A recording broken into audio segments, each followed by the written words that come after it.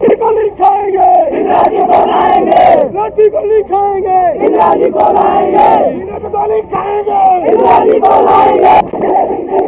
जनता party की गुंडागर्दी नहीं चलेगी, नहीं चलेगी, हम भी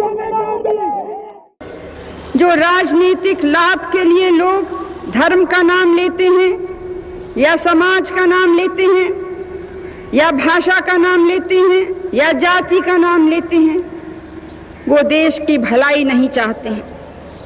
कुछ लोग हैं वो समझते हैं कि केवल तोड़ फाड़ से ही कोई आगे बढ़ सकता है, क्योंकि उससे शायद नाम समाचार पत्र में आ जाता है, कुछ धूमधाम हो जाती है।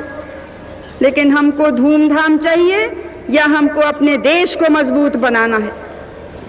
हमको अपना नाम अखबार में लाना है या हमको अपने देश को चमकाना है? ये आज आप सबको चुनना है। 3 अक्टूबर 1977 दिल्ली के सीबीआई हेडक्वार्टर में भगदड़ मची हुई थी। केंद्र में तनाव का माहौल था। प्रधानमंत्री मोरारजी देसाई एक हाई प्रोफाइल मीटिंग में मौजूद थे, जहां से सीबीआई के डायरेक्टर को फोन घुमाया जाता है। सवाल, स्टेटस क्या है? डायरेक्टर जवाब देते हैं कि हम तैयार हैं, लेकिन लोकल पुलिस को कुछ वक्त और चाहिए। सामने से आवाज आती है, कानून के दायरे में रहकर गिरफ्तारी करना, उन्हें हथकड़ी बिल्कुल मत लगाना और कोर्ट बंद होने के बाद शाम को जाना। लेकिन आखिर किसकी गिरफ्तारी होने वाली थी? क्या सत्ता के गलियारों में कोई बड़ा तूफान आने वाला था? क्या भारत की सबसे ताकतवर नेता अब कानून के शिकंजे में फंसने वाली थी? सवाल कई थे, लेकिन जवाब सिर्फ एक था, आपातकाल यानी इमरजेंसी, जिसकी काली छाया ने लोकतंत्र की नींव तक को हिला दिया था और केंद्र सरकार में बैठे हर बड़े नेताओं को कई महीनों तक काल कोठरी में बंद करवा दिया था। उसी इमरजेंसी का हिसाब मांगा जा रहा था, सीधे पूर्व प्रधानमंत्री इंदिरा गांधी से। वही इंदिरा गांधी जिनके नाम मात्र से एक समय पर भारत के बड़े बड़े राजनेता थर थर कांपते थे, जिन्होंने भारत के सबसे बड़े दुश्मन पाकिस्तान को एक बार नहीं बल्कि कई बार घुटनों पर ला दिया था, जिनके बिना भारतीय राजनीति की कहानी बिल्कुल अधूरी है। आज वही इंदिरा गांधी गिरफ्तार होने जा रही थी। लेकिन क्यों? आखिर उन पर कौन सा इल्जाम लगाया गया था और कैसे इंदिरा गांधी ने अपनी इस गिरफ्तारी को देश का सबसे बड़ा राजनीतिक मुद्दा बनाकर एक बार फिर राजनीति में वापसी कर ली? और 15 अगस्त के भाषण में श्रीमती इंदिरा गांधी ने भारत और यहाँ के लोगों की एकता को लेकर क्या कहा था, जानेंगे इंदिरा गांधी से जुड़े अनकहे अनसुने किस्से कहानियों के इस एपिसोड में। तो बने रहिएगा वीडियो के अंत तक।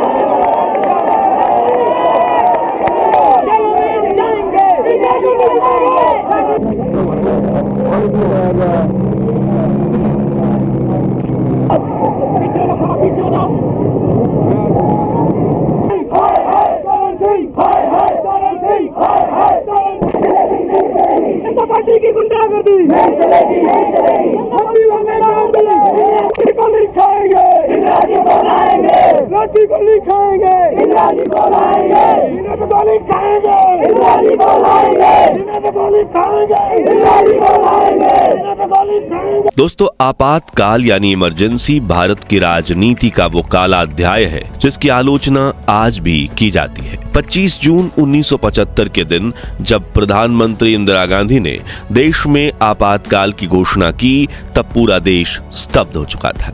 ये वो दौर था जब जनता ने सचमुच अपनी आजादी खो दी थी। भाइयों और बहनों, राष्ट्रपति जी ने आपातकाल की घोषणा की है।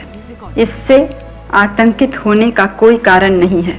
आप सभी गहरे और व्यापक षड्यंत्र से अवगत होंगे जो उस समय से रचा जा रहा है जब से मैंने भारत के जनसाधारण के लाभ के लिए कुछ प्रगतिशील उपाय करने शुरू किए। जब इंदिरा गांधी ने गरीबी हटाओ के जमकर नारे लगाए और प्रचंड बहुमत के साथ उनकी सत्ता में दोबारा वापसी हुई थी। ये वही दौर था जब दुनिया के नक्शे पर बांग्लादेश का उदय हुआ था।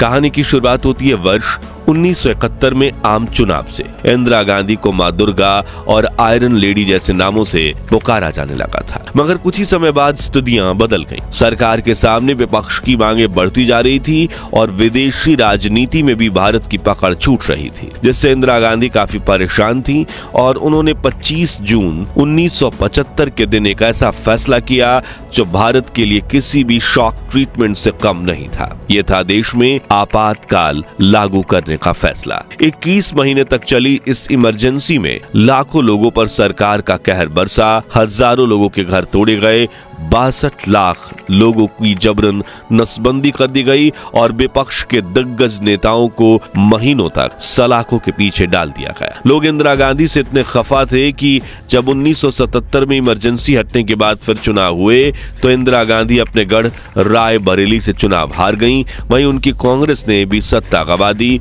और पहली बार देश को गैर कांग्रेसी जनता पार्टी सरकार का गठन कर उनका प्रधानमंत्री प्राप्त हुआ।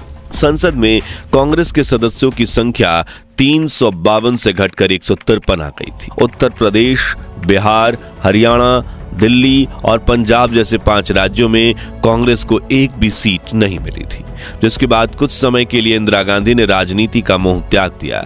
लेकिन उन्हें सत्ता में वापस लाने वाली खुद भारतीय जनता पार्टी की सरकार थी। मगर कैसे, चलिए जानते हैं। 1977 में जनता पार्टी की सरकार बनते ही ज्यादातर नेता चाहते थे कि जैसे उन्होंने इमरजेंसी में महीनों का वक्त जेल में गुजारा, इंदिरा गांधी भी जेल में जाकर उस माहौल का एहसास करें। लेकिन उन्हें सलाखों के पीछे भेजना बिल्कुल भी आसान नहीं था। सरकार ने उनके खिलाफ भ्रष्टाचार के आरोप लगाते हुए जांच के लिए शाह आयोग का गठन किया, जिन्होंने इंदिरा गांधी के खिलाफ कई केस लगाए। लेकिन जो सबसे ज्यादा मजबूत केस था वो था जीप स्कैम। दरअसल रायबरेली में चुनाव प्रचार के दौरान इंदिरा गांधी की रैली के लिए 100 जीपें खरीदी गई थीं, जिनकी कीमत उस वक्त के हिसाब से 40 लाख रुपए थी। और हेल्थ मिनिस्टर राज नारायण ने इंदिरा गांधी पर आरोप लगाते हुए कहा कि उन्होंने ये जीपें कांग्रेस के पैसे से नहीं बल्कि सरकार और इंडस्ट्रियलिस्ट के पैसे से खरीदी हैं। उस वक्त जॉर्ज फर्नांडिस, अटल बिहारी वाजपेयी और लाल कृष्ण आडवाणी तीनों इंदिरा गांधी की गिरफ्तारी के पक्ष में थे। हालांकि प्रधानमंत्री मोरारजी देसाई इस गिरफ्तारी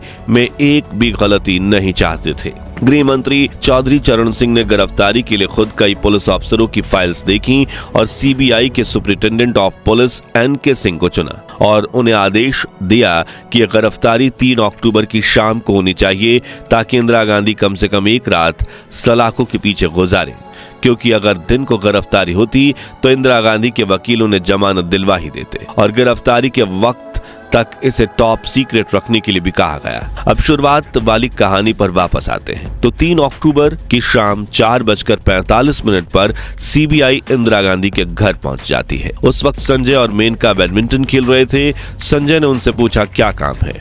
तब एनके सिंह ने कहा, हम भ्रष्टाचार अधिनियम एक्ट की धारा 52 के तहत श्रीमती इंदिरा गांधी को हिरासत में लेने आए हैं। यहाँ ये लोग घर की वेटिंग एरिया में पहुंचे। वहां संजय भागते हुए बाहर गए, जहां अपने वकीलों की फौज बुलाने। एनके सिंह से कहा गया कि इंदिरा गांधी मीटिंग्स में बिजी हैं, आप इंतजार कीजिए। और वो करीब 1 घंटे से ज्यादा समय तक इंदिरा गांधी से मिलने के लिए इंतजार ही करते रहते हैं। ज्यादा समय हो जाने के बाद एनके सिंह भड़कना शुरू कर देते हैं। वो कहते हैं कि अगर 15 मिनट के भीतर इंदिरा गांधी से मिलने नहीं दिया जाता है तो बड़ा फैसला लिया जाएगा।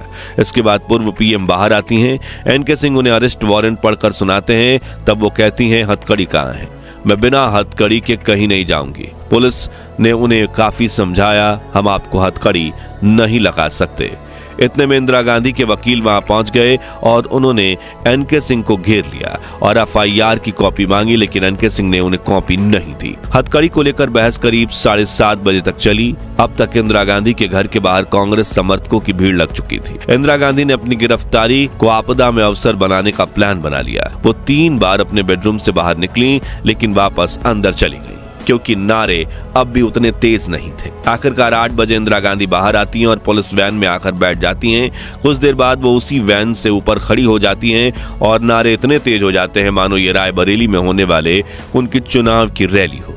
उन्होंने भीड़ और मीडिया को संबोधित किया और अपनी पूरी गिरफ्तारी को राजनीतिक अवसर के रूप में बदल दिया। और करीब 8:30 बजे जब इंदिरा गांधी को गिरफ्तार करके लाया जा रहा था तो कुछ कांग्रेसी गाड़ी के आगे आकर लेट गए, लेकिन पुलिस ने जैसे ही रफ्तार बढ़ाई वो वहां से उठ गए। अब जैसे ही पुलिस की वैन निकली, उनके पीछे संजय गांधी की मेटाडोर, राजीव गांधी गाड़ी और कांग्रेस का बड़ा काफिला भी चलने लगा। उन्हें फरीदाबाद के गेस्ट हाउस में ले जाया जा रहा था, मगर तभी एक हैरान करने वाला किस्सा हुआ।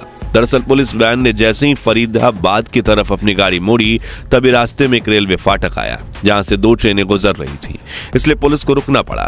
तभी इंदिरा गांधी अचानक गाड़ी से उतर गईं और पास बने एक चबूतरे पर बैठ गईं, इस जिद में कि मैं दिल्ली के बाहर नहीं जाऊंगी। इधर पीछे से आ रहे इंदिरा गांधी के वकीलों ने भी पुलिस को घेर लिया और कहा कि आप कोर्ट के ऑर्डर के बिना इंदिरा गांधी को दूसरे राज्य यानी हरियाणा नहीं ले जा सकते। सीबीआई के अधिकारियों ने ये बात मानी और गाड़ी को वापस घुमाकर उन्हें दिल्ली के किंग्सवे कैंप लाया गया, जहां सैकड़ों कांग्रेस समर्थकों की भीड़ जमा हो गई। और यहाँ इंदिरा गांधी अकेले नहीं रुकी, बल्कि उनके साथ निर्मला देशपांडे भी जबरन ही आ ही गई, ये कहते हुए कि वो उनका ध्यान रखेंगी। इस वक्त निजी सहायक रखना कानूनी रूप से संभव नहीं था, उल्लंघन था, लेकिन इंदिरा गांधी ठहरी पूर्व प्रधानमंत्री, उन्हें गिरफ्तार करना ही बड़ी बात थी। अगले दिन 4 अक्टूबर की सुबह इंदिरा गांधी को मजिस्ट्रेट कोर्ट ले जाया गया। तब तक उनकी गिरफ्तारी की बात पूरे देश में फैल चुकी थी और कांग्रेस के हजारों समर्थक वहां इकट्ठा हो गए। इंदिरा गांधी के वहां पहुंचते ही भीड़ बेकाबू हो गई और नियंत्रण के लिए पुलिस को टीयर गैस भी छोड़नी पड़ी। अदालत में कदम रखते ही इंदिरा गांधी के वकीलों ने दलीलें पेश करना शुरू कर दिया और कोर्ट में मजिस्ट्रेट ने कहा कि इस गिरफ्तारी के खिलाफ कोई सबूत नहीं है और सिर्फ 1.5 मिनट में उन्हें इंदिरा गांधी को बरी कर दिया गया। इसी तरह अरेस्ट होने के 17 घंटे में इंदिरा गांधी रिहा हो गई थी और उन्होंने कोर्ट के बाहर खड़े रहकर अपना भाषण देते हुए एक तरह से राजनीति में कमबैक ही कर लिया, क्योंकि इसी घटना के बाद इंदिरा गांधी के समर्थकों की लहर उठना शुरू हो गई थी, जो 1980 आते आते इतनी ताकतवर हो गई कि एक बार फिर इंदिरा गांधी ने चुनाव में कांग्रेस को जीत दिलवाई और बहुमती के साथ अपनी सरकार बना ली। यानी ये कह सकते हैं कि जनता पार्टी का ये दाव उन्हीं पर भारी पड़ गया। मित्रों, जब इंदिरा गांधी की बात हो रही है तो हम उनके यादगार भाषणों को याद ना करें, ऐसा तो हो ही नहीं सकता। और पहलगाम नरसंहार के बाद जब भारत पाकिस्तान के बीच युद्ध की स्थिति बनी है और भारत में ही धार्मिक विवाद की चिंगारी लगने के करीब है, तब देश और एकता को लेकर उनके कुछ भाषण काफी चर्चाओं में हैं। जैसे कि श्रीमती इंदिरा गांधी ने 15 अगस्त के दिन लाल किले से भारत को लेकर ये कहा था, भारत कोई 5 साल, 10 साल, 100 साल जीने का देश नहीं है। हजारों साल जीवित रहा है और हजारों साल और इसको जीवित रहना है। इसके लिए आज हमको अगर तत्काल में त्याग करना है, भविष्य के लिए, उस त्याग के लिए, उस सेवा के लिए मैं आपको पुकार देती हूँ। और मुझे पूरा विश्वास है कि इसमें हम और आप, कुछ भी हमारी विचारधारा हो, राजनीतिक मतभेद हो या दूसरे मतभेद हो, एक होके हम भारत के सैनिक बने। हम वर्दी नहीं पहनते हैं, जो वर्दी पहनते हैं उनका हम आदर करते हैं और उन पर हमारा गौरव है, लेकिन हम उनसे कम सिपाही नहीं हैं इस भारत को आगे बढ़ाने की लड़ाई में।